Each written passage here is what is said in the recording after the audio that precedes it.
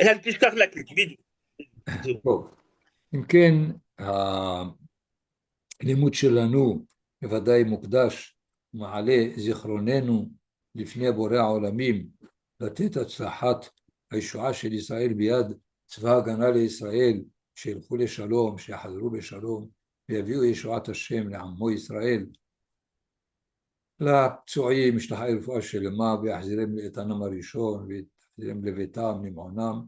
לחטופים ייתן האל עוד סבלנות, אמונה, כוח, עד שיחזרו לביתם ולמקומם, ולנופלים השם יקום דמם ותהי נפשם צרורה בצרור החיים. כן, פרשת קורח nous demande, je crois, avant de l'analyser, de faire une remarque tout à fait générale sur tous les récits de la Torah. Pourquoi? Parce que les 4 livres du Tanakh, de la Torah, de Torah de Moshe, à part Bereshit, concernent une génération. Et la question se pose, en quoi les autres générations ont des points communs avec cette génération? Parce que si on n'a aucun point commun, alors c'est de l'histoire. Ce n'est pas l'histoire avec H majuscule. Et on nous raconte des histoires, mais la Torah, ce n'est pas pour raconter des histoires qu'elle est venue. Elle nous dit à la limite que cette génération a centralisé en elle le potentiel de toutes les générations à venir. Comme image, le Rav Kook a donné et le fait que cette génération de la sortie d'Égypte, c'est comme une semence, comme une graine. Une graine, elle n'est pas encore un arbre, ni un fruit, mais elle contient en elle tout le potentiel possible de ce qui va se développer. Et c'est comme ça qu'il faut entendre et écouter la génération du désert. Ce n'est pas pour rien qu'elle a mis Kaviachol Akadosh Baruch Hu, entre guillemets, en épreuve 10 fois. Asara nisyonot nisu avotenu le Akadosh Baruch Hu bamidbar. שנאמר וינשאו אותי זה 10 פעמים ולא שמעו בקולי. On risque d'écouter, de lire cette Mishnah comme vraiment ils ne sont pas du tout gentils, comme ça, ils ont la manne, ils ont le puits, ils ont les... Et en plus, ils éprouvent à Kadosh Baruch Hu. Comment est-ce possible? Comment on peut comprendre? À la limite, cette génération veut dire à toutes les générations. Écoutez, on a posé toutes les questions possibles et voilà les réponses. Étudiez la Torah si vous êtes des fois dans l'une des possibilités, des 10 possibilités dans lesquelles on a vécu, et on a, à la limite, posé les questions de la situation, et on a répondu. Alors, ne croyez pas que vous allez créer des questions qui n'ont jamais existé. Dans ce sens, il faut bien comprendre que Korah et toute sa bande, comme dit la Mishnah, sont le modèle de la querelle, toute querelle possible, qui se développera dans les générations au niveau de la Torah, au niveau de la hiérarchie, au niveau de la différence entre Israël et le peuple. La querelle a été et commentée dans les différentes générations dans ce que Korah et toute sa bande a exprimé en quelques mots. Leur slogan, qu'on va étudier de près, finalement contient le christianisme, le marxisme, le néoplatonisme. On peut retrouver exactement ces différentes tendances à l'intérieur de la formulation de Korah et de toute et de sa clique, si on peut dire. C'est d'ailleurs les Hachamim quand ils disent si la querelle ou la controverse est les Shem Shamaim, il faut bien définir ce que c'est les Shem Shamaim, évidemment, alors Sofa Leit Kayem. Il a lieu persister. Pourquoi? Parce que la création a été créée dans une mahlouquette. S'il y a un créateur et une créature, c'est qu'il y a une différence entre le créateur et la créature. Or, c'est ce qui fait la querelle. Qu'est-ce qui fait la querelle? C'est la différence entre les hommes. C'est pour cela que les Hakam nous disent la mahlouquette a été créée en Sheni, dans laquelle il n'a pas été dit Kitov. Qu'est-ce que ça veut dire Yom Sheni? C'est le jour de la dualité. C'est pas lundi, c'est pas le deuxième jour de la semaine. Mais Sheni, c'est la dualité qui est arrivée dans le monde, comme d'ailleurs Yom Rishon, c'est pas dimanche ni le premier jour, au Yom Ehad, mais c'est le jour de l'unité de toutes les valeurs. C'est dans ce sens qu'il faut comprendre le premier chapitre de la création. Donc, si la différence est ontologique à la création, on ne peut pas dire, écoutez, soyons tous amis, on est tous des copains, on s'aime, ça n'existe pas. La querelle, la différence persistera. Et même après avoir trouvé le lieu du shalom, la différence continuera à exister. Seulement, on la comprendra autrement, évidemment. Donc, dans ce sens, et la paracha de Korah est une paracha de base pour toutes les générations, afin de leur expliquer d'une part l'origine, comment une différence se transforme en querelle, en tension, ou la conclusion, c'est d'amener Moshe Rabbeinu, de demander que la terre s'ouvre et que l'on gloutisse toute la bande de Korah. C'est assez surprenant. Comment Moshe Rabbeinu, qui lui, avec la faute du Vaudor, la faute des explorateurs, la demande de la viande, il a pu s'en tirer, il a pu trouver une issue quelconque. Mais là, l'issue, c'est d'engloutir les autres. Très difficile, très, très, très difficile d'imaginer. Qui a provoqué, qu'est-ce que Moshe a senti pour dire qu'il n'y a que cette solution? Lui, le géant du gouvernement, de mener Israël, de sortir Israël de l'Égypte avec les 10 plaies et l'ouverture de la mort, et tout ce qu'il aura apporté, il n'a pas trouvé une solution avec 250 ou 256 personnes. Comment ça se fait? C'est pas facile de digérer cette façon de Moshe Rabbeinu de résoudre le problème. Donc, nous reprenons. Et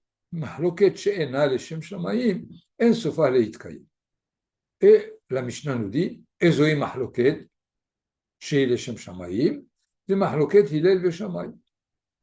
ושאינה לשם שמיים, למחלוקת קורח וכל עדתו. C'est-à-dire, comme Hillel n'était pas d'accord avec Shammai, et Shammai n'était pas d'accord avec Hillel, Korach vechol Adato, Korach n'était pas d'accord avec Adato, et Adato n'était pas d'accord avec Korach. Parce que les trois parties qui formaient Korach et sa bande, chacun avait sa demande, chacun avait ce qu'il croyait comme important pour arrêter la dictature, entre guillemets, de Moshe et Aaron. Ils n'étaient pas tous d'accord. Mais comme ils étaient tous contre Moshe et Aaron, c'est ce qu'il a fait qu'ils étaient d'accord. Mais a priori, nous avons, d'ailleurs, on va voir ici les trois versets par lesquels commence Korah, la paracha de Korah. Vaikach Korah, ben Yitzhar, ben Kehat, ben Levi, Vedatan va'aviran ben Eliav, ve'on ben Peled, ben Reuven. D'ailleurs, une difficulté, Vaikach, c'est prendre, mais qu'est-ce qu'il a pris, Korah? Ici, il y a beaucoup de commentateurs, mais il semble que déjà, le Vaikach Korach, il me semble, il a pris le fait qu'il est Ben Itzhar, Ben Kehat, Ben Levi, c'est-à-dire qu'il a une ascendance de grande qualité. C'est-à-dire, il s'est pris pour quelqu'un qui a droit à tout ce qu'il pense. Évidemment, il y a Datan va Aviran. Eux, ils étaient de la tribu de Réhouven. Pourquoi? Parce que Réhouven était l'aîné et nous savons que les aînés ont perdu leurs droits après la faute du veau d'or et c'est le temps de la réclamer. Vous avez dans la traduction le fait qu'elle évite la difficulté de Vaïkah, puisqu'il dit Korah, fils de Itzhar, de Kehat de Lévi, forma un parti avec Datan et Aviram, fils d'Eliav, et On, fils de Pélet, descendant de Réhouven. Ils n'étaient pas les seuls, il y a même, dans le deuxième verset, Vayakumu lifne Moshe, ils s'avancèrent devant Moshe, Va'anashim ibene Israël hamishim umatayim, il y a ici un groupe de 250 personnes, et la Torah nous dit, Neshi'eda Kere'e Moed Anshe Shem. 3 titres. Prince de la communauté, membre des réunions et personnages notables, il faut traduire des gens de renommée, des personnes de renommée. Anshechem. C'est-à-dire, comme si Moshe Rabbeinu veut nous dire, vous savez qui les a amenés à être dans cette querelle? Parce que ils se sont pris pour les princes de la communauté. C'est les membres de réunion, c'est eux qu'on appelle aux réunions et c'est eux qui veulent une renommée. C'est là le piège de tout celui qui a une, une samroute, une mission, une charge d'une collectivité de la nation, c'est de se prendre à la limite au sérieux. Manitou disait, il faut être sérieux, mais ne pas se prendre au sérieux. Et si Moshe Rabbeinu nous donne ces premiers versets, c'est pour nous dire qu'ils se sont pris pour des gens très importants.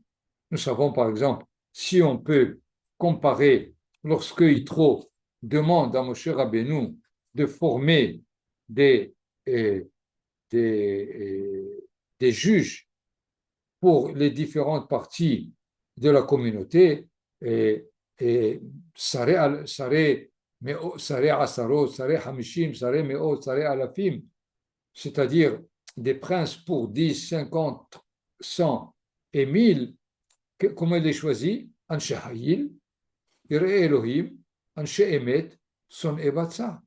Ce n'est pas des Anshe Shem, ce n'est pas Keri et Moed, ce n'est pas des Nessi Aïda. La Hefer, c'est des hommes d'action, c'est ceux qui cherchent la vérité, ceux qui ont la crainte de Hachem, et ceux-là, ils peuvent vraiment servir le peuple. Mais ceux-là qui voulaient servir le peuple avaient une grande importance d'eux-mêmes. Et alors, quand on voit leur slogan, ויקהלו על משה ועל אהרון, ויאמרו עליהם רב לכם, כי כל העדה כולם קדושים, ובתוכם אדוני, מדוע תתנשאו על קהל אדוני. Si on prend la traduction, et s'étant attroupés autour de Moshe et Aaron, il leur dit, c'en est trop de votre part, toute la communauté, oui, tous sont des saints, et au milieu d'eux est le Seigneur, pourquoi donc vous érigez-vous en chef de l'assemblée du Seigneur? Quel est finalement leur slogan que j'ai marqué en lettres grasses? Kol ha'eda kulam kedoshim. Il y a un problème grammatical. Kol ha'eda, il faut entendre kula kedosha. Mais ils disent kol ha'eda au singulier, et ensuite kulam kedoshim au pluriel. Qu'est-ce qu'ils veulent dire? S'il avait dit Kol ha'eda kula kedosha, c'est vrai, l'ensemble d'Israël, la collectivité d'Israël est vraiment capable de sainteté, mais pas chaque individu. Quand il dit Kulam Kedoshim, c'est-à-dire chacun d'eux est capable d'être saint, même qu'il est déjà, qu'il a acquis cette sainteté, Uvtocham Adonai, et même le Seigneur réside parmi eux, comme si l'histoire est terminée. Donc, quel est finalement leur principe de départ? Si tous sont au niveau d'une sainteté acquise, alors qu'est-ce qu'on a besoin de vous? Puisque le but, c'est la sainteté. Or, Kulam Kedoshim. Pourquoi? Qui a dit à Korah que Korah et Kulam Kedoshim? Ils ont posé la question. C'est pour cela que les commentateurs nous disent ils étaient tous au Mahamad al-Sinai, ils ont entendu tous Anochi Hashem Elokecha, Lo Yelecha Elohim Acharim al Panai, selon certaines sources du Talmud, et donc, s'ils sont capables d'écouter, alors qu'est-ce qu'on a besoin de vous? A priori, puisque par la suite, les 250, par exemple, veulent être au service du culte. Donc, ils se prennent, eux, pour différents. C'est donc contraire à la théorie de Kol Ha'eda Kulam Kedoshim. Pourquoi pas les autres? Ils auraient dû dire que chacun puisse venir offrir l'encens. Or, il semble que le peuple n'est pas du tout d'accord. Sinon, ils auraient tous appuyé le peuple. Nous allons voir d'ailleurs le silence du peuple qui va provoquer une catastrophe possible, mais pour l'instant, dans leurs principes, ils se contredisent de façon pratique.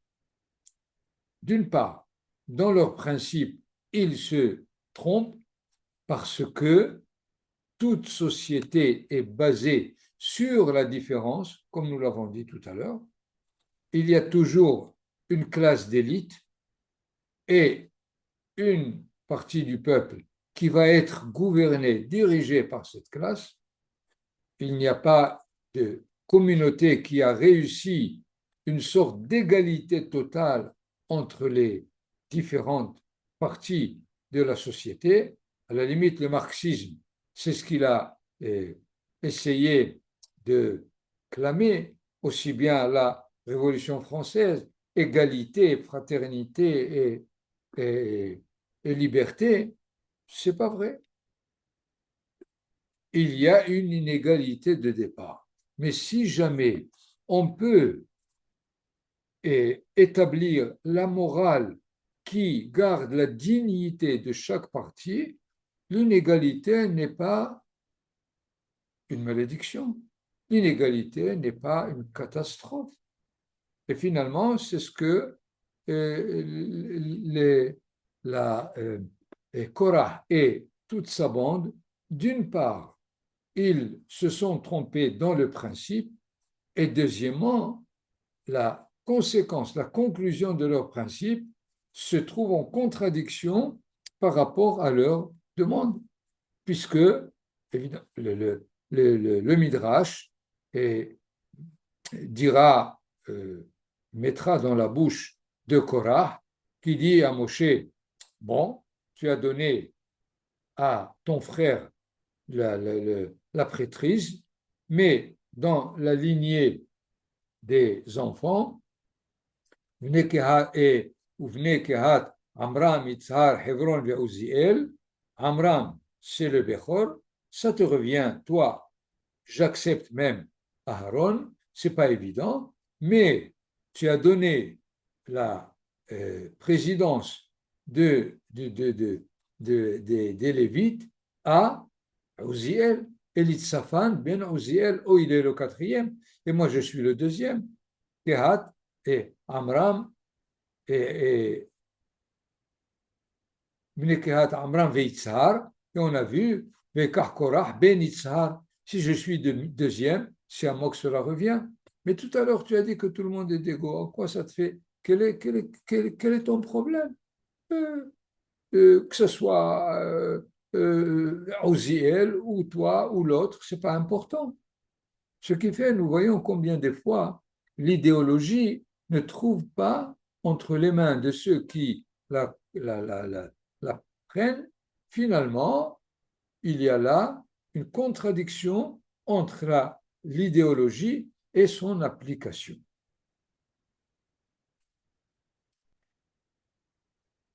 Donc, nous voyons que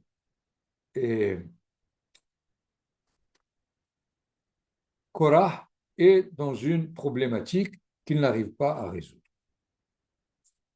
Maintenant, essayons de comprendre pourquoi Moshe Rabbeinu a été amené à cette solution de faire disparaître tout ce qui était dans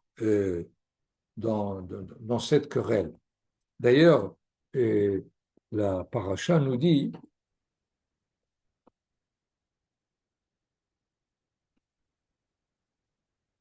qu'à un certain moment, Hakadosh Baruch Hu dit à Moshe Rabbeinu, Hibadelu mikol ha'eda hazot va'achale otam keraga.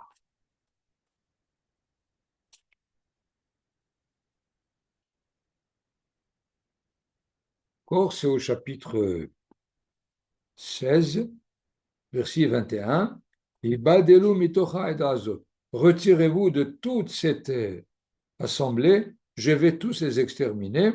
Réaction de Moshe Rabbeinu, verset 22, Vaipelo al penehem vayomeru, El Elohe aruchot lechol basar.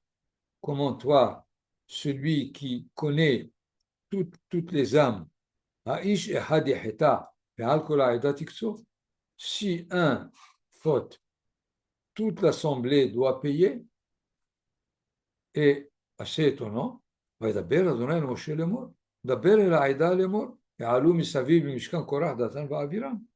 Comme si Akadosh Baruch Hu a compris Moshe Rabbeinu. Comment ça se fait? Quoi, c'était pas clair? Il semble que la demande de Akadosh Baruch Hu et de Moshe Rabbeinu se place à deux niveaux. Étant donné que nous voyons que tout au verset 29, Vayakel alem Korach et kol ha'eda, Korach a réussi à rassembler toute l'assemblée qu'il pouvait, et cette assemblée semble être d'accord avec Korach. Donc, il faut qu'il soit sanctionné de la même façon que Korach. Or, Moshe Rabbeinu dit, non, il ne faut pas immédiatement interpréter le silence comme étant l'acceptation de Korach. El Elohei haruchot lechol basar. C'est toi qui connais même l'esprit intérieur de toute chair. Et alors, il faut leur donner une chance. Et alors, Daber el Aïda, Vayakom Moshe, Vayadaber el Aïda, Suruna, verset 27, Vaya'alou me'al Mishkan Korach, Datan va'aviram. Tout le monde s'est retiré, et c'est là que Moshe Rabbeinu prend acte et va demander que la terre s'ouvre et qu'ils soient tous engloutis. Et il faut essayer de comprendre, comme on a dit, pourquoi Moshe Rabbeinu a pris cette décision.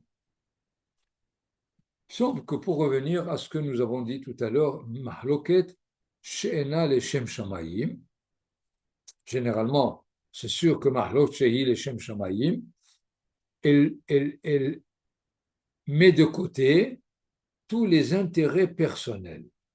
Les intérêts individuels sont mis de côté et le dialogue s'installe entre les deux parties, moyennant évidemment beaucoup de conditions pour qu'elles soient exactement les Shem Shamayim. Mais comment une mahloket est certainement pas les Shem Shamayim, c'est qu'il n'y a pas de dialogue. Nous l'avons vu ici, voilà que Moshe Rabbeinu parle à la tribu de Lévi. Vayomer Moshe el Korah, Shimon ben Lévi, verset 8 du chapitre 16, et Korah ne répond pas. Il ne dit rien. Ensuite, au verset 12, Vaishlach Moshe likro le datan vela aviran. Bene Eliav vayomeru lo naale. Moshe Rabbeinu envoie que Datan et Aviran viennent parler, viennent dialoguer. Vayomeru lo naale. Non. S'il n'y a pas de dialogue, alors il n'y a pas d'issue. Comment est-ce possible? On ne peut pas obliger quelqu'un à venir dialoguer. Il me semble que c'est pour cela que Moshe Rabbeinu n'a vu de solution que leur disparition. Sinon, ils peuvent convaincre au fur et à mesure toute la communauté, comme d'ailleurs les explorateurs ont réussi à convaincre toute la communauté pour ne pas rentrer en Israël. Et là, qu'est-ce qui va être finalement complètement détruit? L'autorité de Moshe Rabbeinu en tant que Torah Shebirtav et Torah Shebe'al Peh. C'est-à-dire, tout va être complètement démantelé en Israël. C'est d'ailleurs le fait de dire Kol ha'eda kulam kedoshim, il y a une égalité totale, c'est finalement la théorie du christianisme qui retire toute spécificité du peuple d'Israël. Parce que si tout le monde est égal, alors toute l'humanité est égale. Conclusion, il n'y a pas d'Israël, il n'y a pas de Goïm. Donc vous vous rendez compte des fois où des formules sont très dangereuses parce que sous une formulation très très gentille, semble-t-il, il déracine les principes de base d'Israël. Nous l'avons étudié, me semble, plusieurs fois, à propos du Homer, par exemple, des Sadducéens, des Tzaddukim, qui interprétaient Mimahorat Shabbat, Shabbat Mamash, samedi, okay? Alors que la Torah nous dit Mimahorat Shabbat, c'est Pessah. Eh bien, il y a des commentateurs qui ne s'entendent pas. C'est pour cela que si Rashi n'est pas d'accord avec Haramban ou avec Ibn Ezra, on dit qu'ils sont des Sadducéens. Non, c'est qu'à la base de leurs commentaires, il y a un principe qui va complètement déraciner les principes de base de la Torah et d'Israël. C'est dans ce sens, par contre, où il me semble que c'est Paul ou Saint Paul qui a dit ni juif, ni grec, ni homme, ni femme. Et il semble qu'il y a ceux qui achètent ces formules-là et qui finalement démantèlent toute loi morale. Combien donc il faut faire très attention à des formulations qui, des fois, par leur façon jolie d'être exprimées, contiennent des fois presque du poison. Et alors, nous avons donc, à travers cette formulation et tous les midrashim autour de cette querelle de Korah et de sa bande, toutes les façons possibles d'arriver à une querelle qui est Lo Leshem Shamayim et qui est évidemment très, très dangereuse. Donc,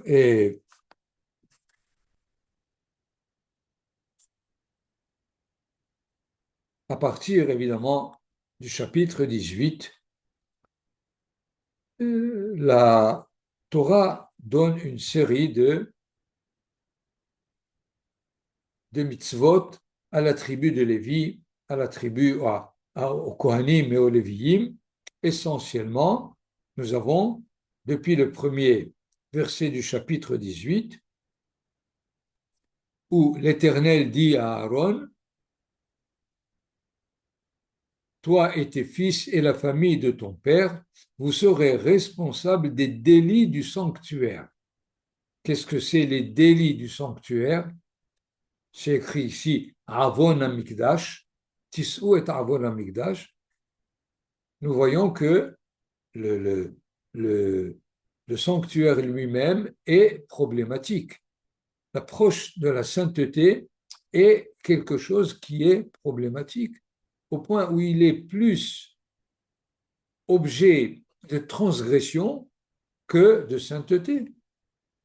Nous avons, par exemple, Korah et Hadato, qui ont compris de telle façon que les 250 personnes ont été convaincues d'apporter et de prouver qu'ils sont capables d'apporter l'encens.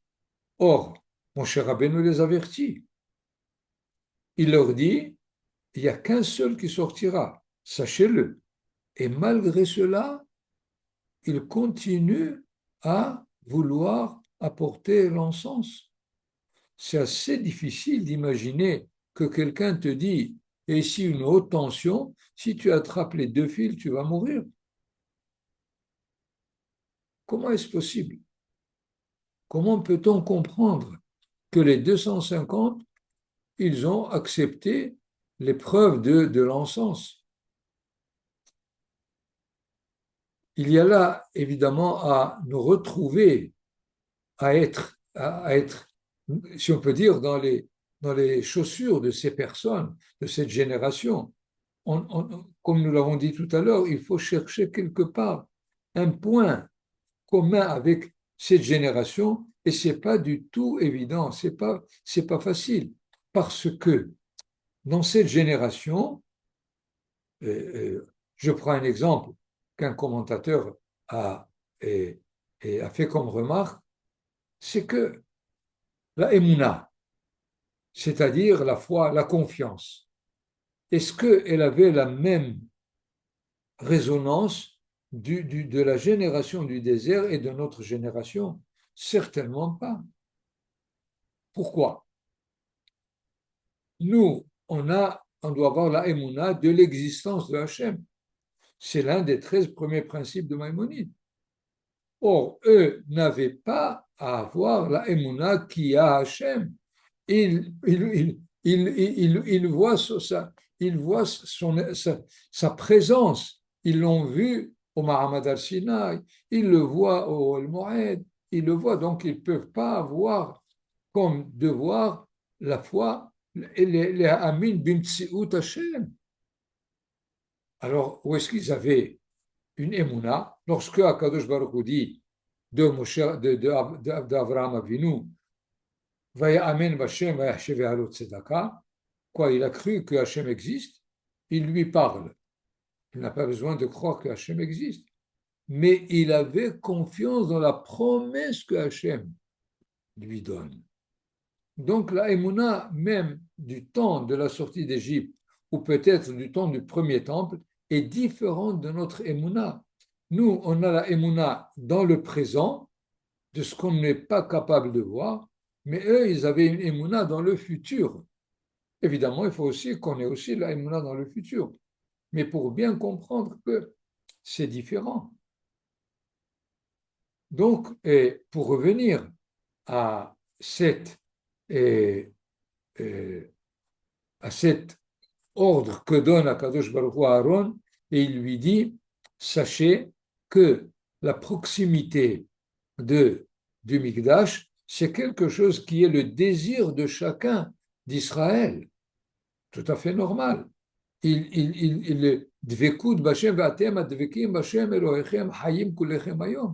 ils veulent vivre, mais ils ne savent pas que cette approche demande des degrés, demande des préparations, demande une certaine ascèse. On ne saute pas à la dernière station pour apporter l'encens, mais il faut évidemment, à la limite, réaliser tout le Mesilat Yesharim, dans lequel il y a 10 stations qu'il faut parcourir pour pouvoir arriver au Netiv HaKedusha. Et alors, de ce fait, Akadosh Baruch Hu dit, c'est vous, les Kohanim et les Lévi'im, qui devez être responsables de ce que risque l'étranger qui veut s'approcher. Ve'hazar hakarev jumat, c'est-à-dire celui qui est étranger à cette approche, ve'hazar hakarev, il veut s'approcher. Donc, qui est-ce qui va être responsable de ça? C'est vous. Et il y a ici, d'ailleurs, une expression du verset, Va'avadtem avodat matana.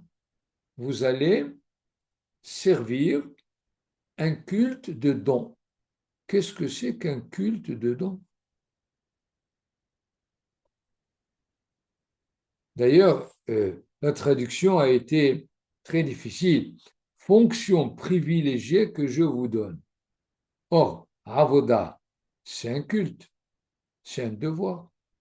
Matana, c'est un don, c'est un cadeau. Comment un culte est un cadeau?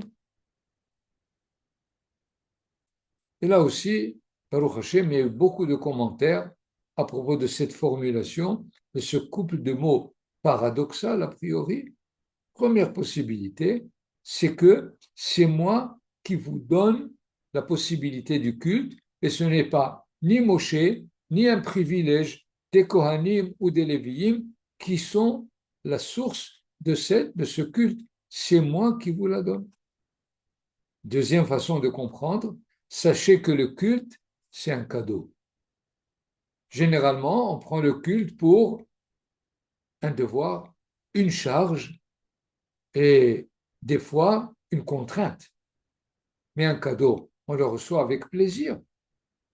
Et dans ce sens, il leur dit, vous devez vivre votre mission, votre avoda, comme un don. Et ceci, dans ce cas-là, est valable pour tout Israël, pour tout celui qui veut réaliser la halakha. S'ils sont que la halakha est une charge, c'est qu'il n'a pas encore saisi le cadeau qu'il a de réaliser les mitzvot. Et à propos de ça, j'ai dit il y a longtemps que aujourd'hui, par exemple, servir dans l'armée d'Israël, c'est un cadeau. C'est pas une charge, c'est pas un devoir, c'est un mérite que de servir. C'est comme ça qu'il faut le vivre. Si on ne le vit pas, c'est tout à fait normal qu'on ne veuille pas servir dans l'armée d'Israël. Comprenez donc combien il y a des fois des couples de mots qui sont intentionnellement exprimés pour donner l'atmosphère dans laquelle il faut vivre la mitzvah, la halacha, le culte, la tfila. La tfila d'ailleurs se fait dans Vegilu bir'ada. Soyez dans la joie et le tremblement. Comment dans la joie et le tremblement? Oui, on peut t'expliquer, on peut te dire comment ça se réalise. Mais il est nécessaire donc de demander aux Kohanim de bien savoir que c'est un cadeau. Et ce n'est pas qu'ils ont le droit de recevoir, mais ils ont le devoir de donner. Et s'ils donnent, c'est vraiment le fait qu'ils sont contents de leur service. C'est là d'ailleurs où les fils de Élie se sont trompés et ils ont complètement renversé le culte, puisque pour eux, ils remplissaient une fonction telle que Israël leur devait donner tout ce qui leur revenait dans les sacrifices et conclusion, destruction de tout le Shiloh.